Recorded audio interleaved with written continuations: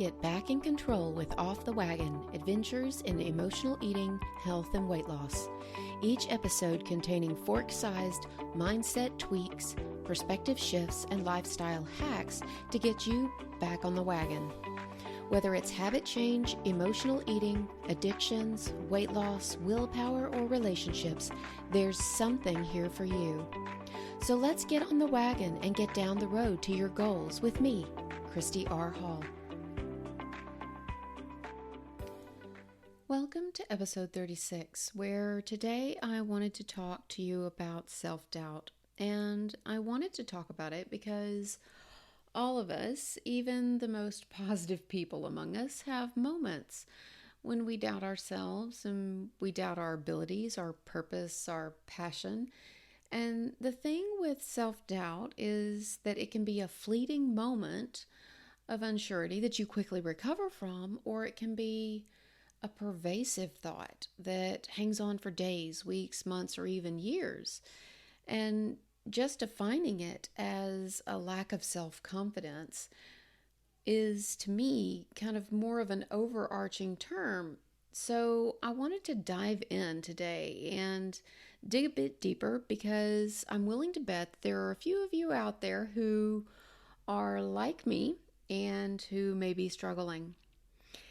And up front, right, the problems with self-doubt are pretty obvious. You're familiar with them.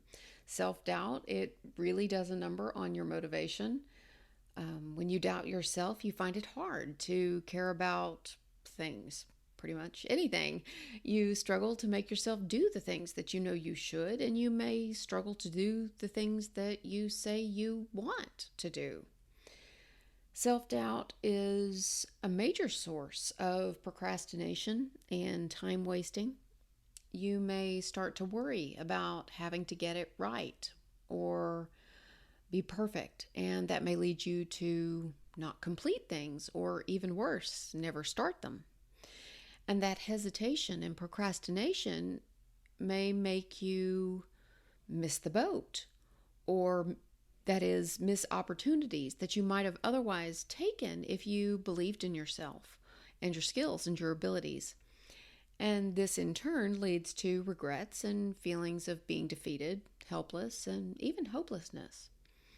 In the end, if you can't keep your self-doubt in check, you may actually prevent yourself from growing and improving and getting better.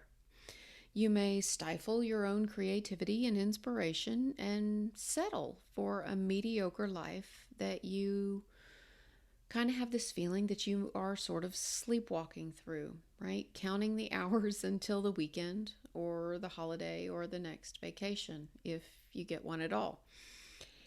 And it's unfortunate that self-doubt can show up in any and all, in fact, areas of your life. And chances are that if you lack faith in yourself in one area, that you lack faith in yourself in multiple areas. And that's why it's so important to do what you can to improve your self-confidence and belief in yourself right now. And just to be clear, up front, this is not about starting today.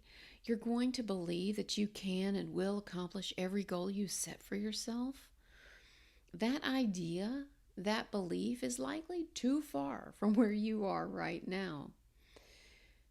However, it might be possible that you can start thinking thoughts like, no matter what, you'll come up with some sort of solution or a workaround. Taking small steps towards happier thoughts or more possible thoughts, right, are the things that we're wanting to do. Right? So we're not trying to make these huge, grandiose, sweeping thought changes, right? This is not about the power of positive thinking starting right now. It's about how can we start making changes today, right now, this moment, even very small, minuscule changes that will in turn, right, start snowballing and making more positive changes that will over time change our self-doubt. Self-doubt can come from a lot of different places, right? You may have learned it while you were growing up. This is sometimes done accidentally by well meaning parents and caregivers who are only trying to protect you. They may stifle creative thinking or dreaming or thinking outside the box, right? They may stifle imagination or imaginary friends, things like that. You may have learned, right, to doubt yourself through your interactions and relationships with others. A bad relationship with an abusive person may have changed the way you see yourself and the beliefs you have in your capabilities. You might assume that because perhaps you're paid less than a coworker, that you are less valuable as an employee or that your work is not as good. And that may lead you to doubt yourself. Sometimes we doubt ourselves because we've never tried it. It's something new. And when we're trying to do something new or something different and we aren't sure how to get it done or accomplished, this may make us doubt our ability to do so. Other times, it's our constant attempts and lackluster results that make us wonder if we are truly capable of accomplishing our desires at all. These thoughts and experiences become habits and patterns through repetition. Every time we pass up an opportunity out of fear, we reinforce our doubt. Every time we listen to that little voice inside of us that says we can't or shouldn't or won't, our self-doubt wins and becomes stronger. And every time we try and get unexpected or undesired results and don't learn from our experiences, every time we don't get back up, regroup, and try again, our self-confidence takes the hit. And here's the thing. If you sit down and really look at your life under the microscope, you are and have been successful. You deserve to have a happy, full, and successful life that you enjoy. You can and should wake up every day ready and psyched to continue each day no matter what it brings.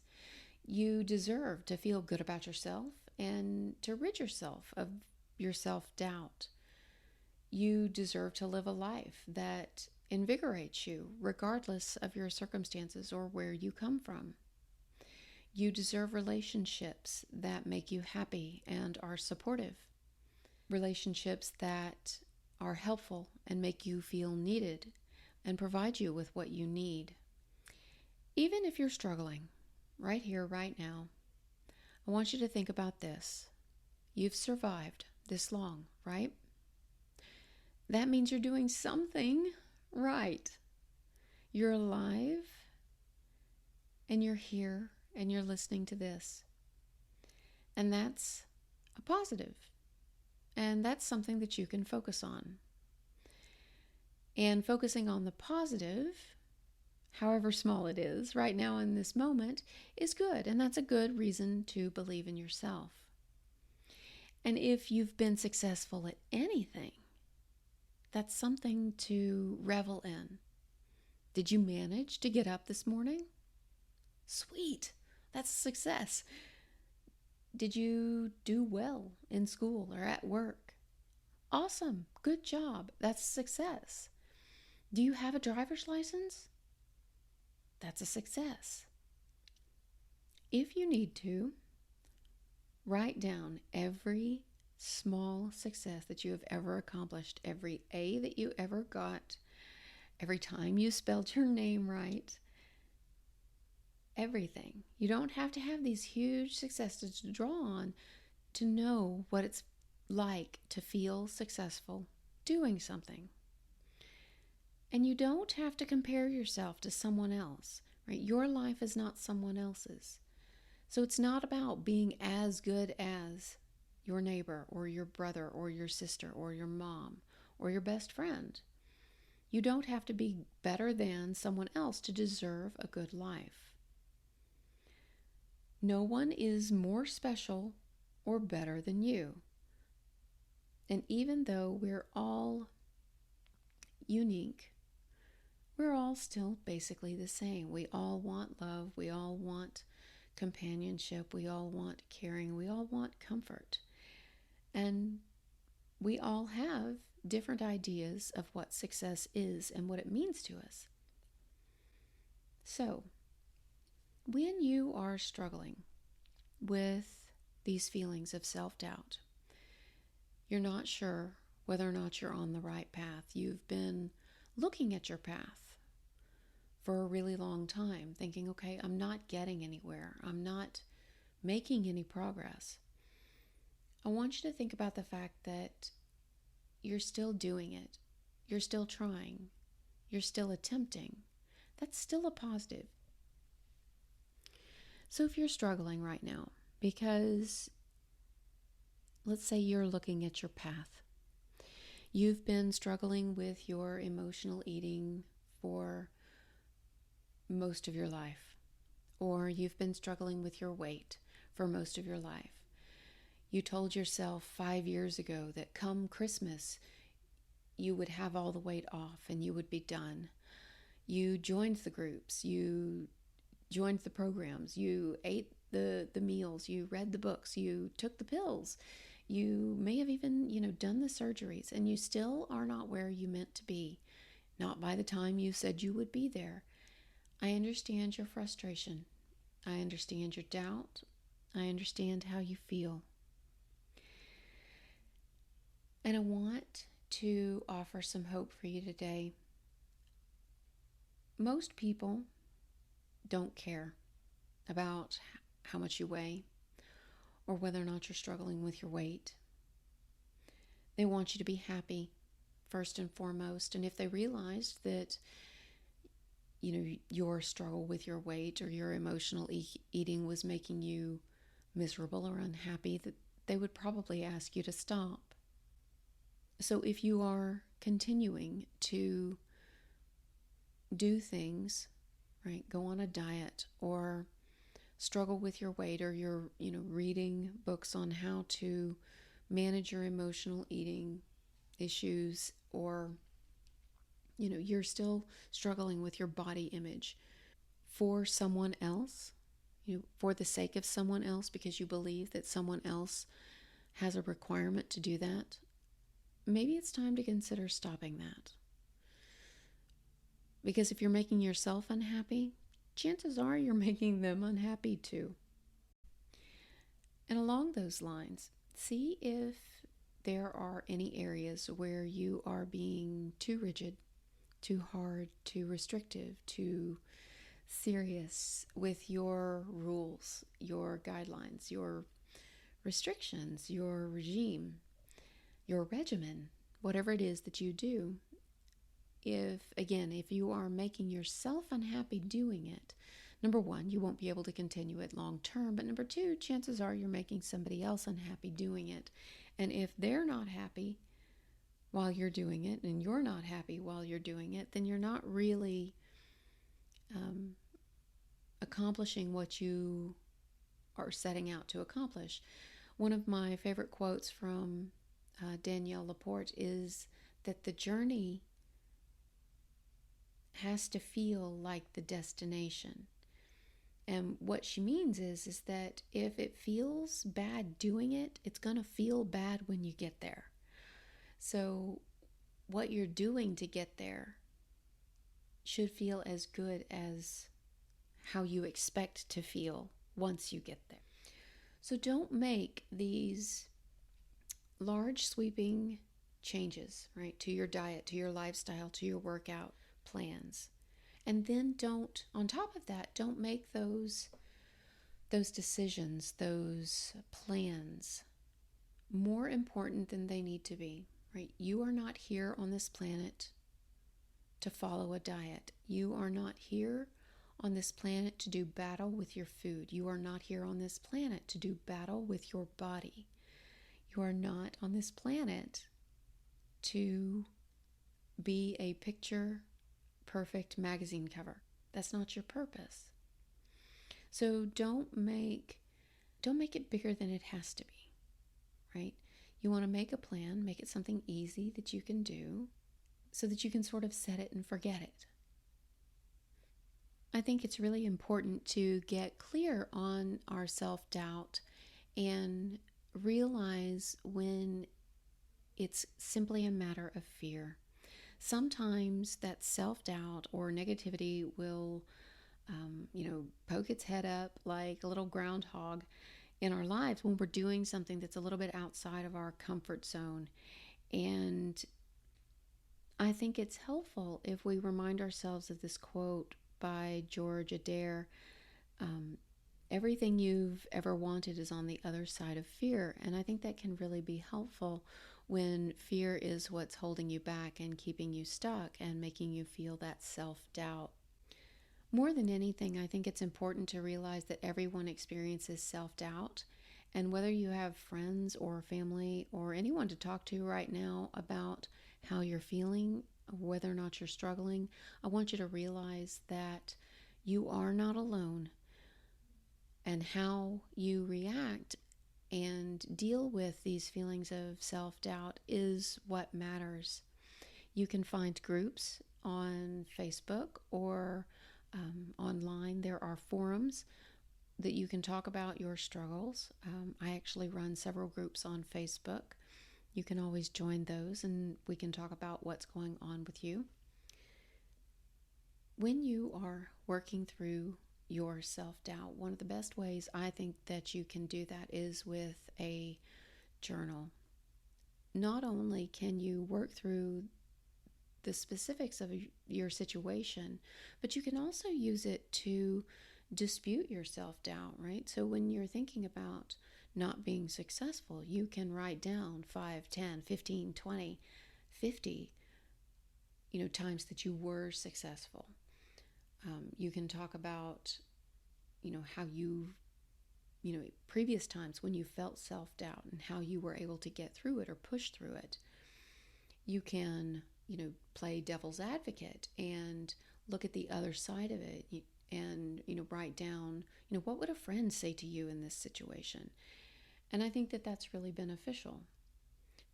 I think it's also really important to remember that every single event in life has some aspect of it that we can learn from or be grateful for.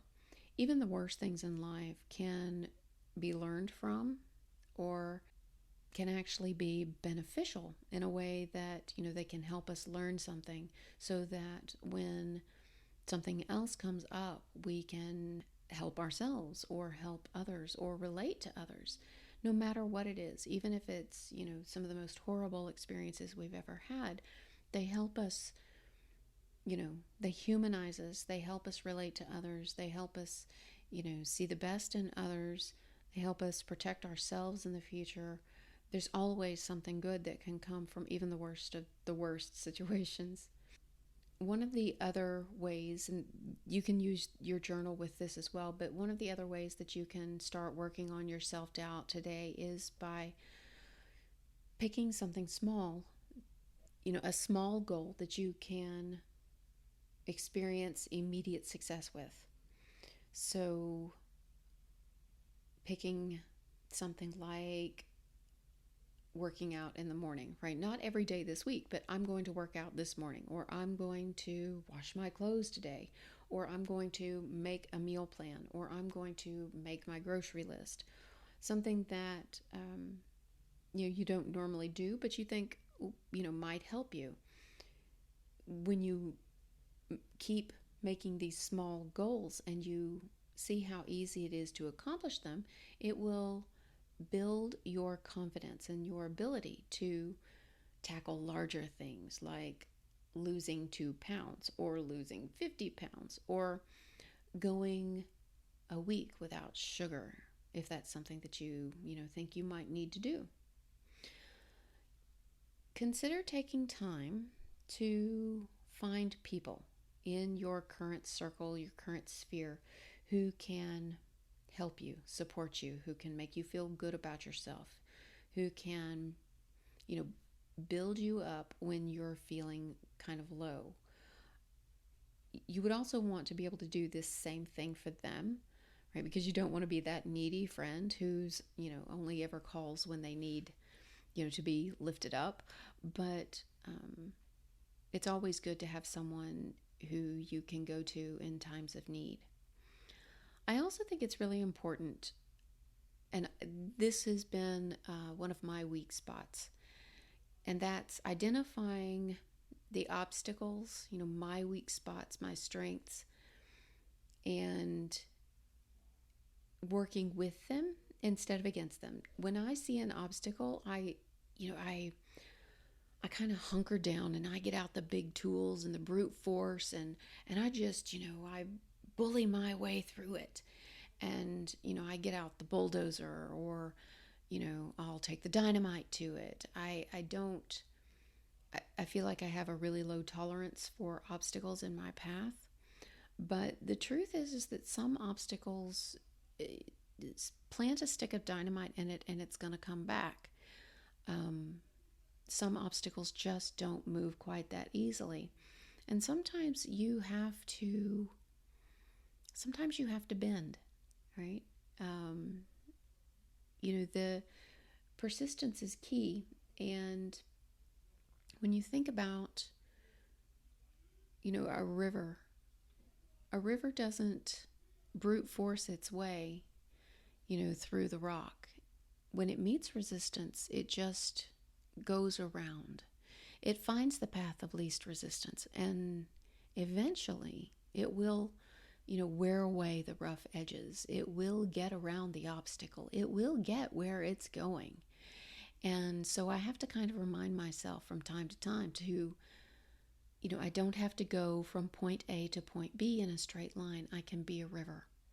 And so I think that's really helpful to try and remember, be the river, right? You don't have to blow up every obstacle in your path. You can use your own strengths and weaknesses, acknowledge the obstacles that are in your path, and if it makes more sense, go around. With that in mind, I think that it goes without saying that, when you are being a river, you're going to be uncomfortable sometimes. You're going to be outside your comfort zone. You're going to be doing things. You're going to be accepting. You're going to be making peace. You're going to be, compassionate towards yourself when you might otherwise have been feeling angry or hateful or, belittling yourself. And so you might be outside your comfort zone, and it's okay to feel uncomfortable, especially when you are being the river, right? Treading the new path, cutting a new path into your forest and creating your own path on your journey. So I want to close out this podcast with just a quick note from you to me. I really appreciate you every week checking in and listening. I know that some of you have really been struggling, and I know that the journey that you're on is really, really hard. And whether you're struggling with your weight or body image issues or emotional eating issues, I want you to know you're not alone. And I want you to also know that no matter where you are on your path, on your journey, keep going. As long as you don't give up, as long as you dust yourself off and keep going, you are still succeeding. You are still making progress. There is still hope. If you need support, if you need to talk to someone about this, please reach out to me. I would love to talk to you. As always, you can reach me at Facebook at fb.me/Coach Christy R. Hall, or at my website, www.christyrhall.com. Thanks so much, and I appreciate you. I'll talk to you soon.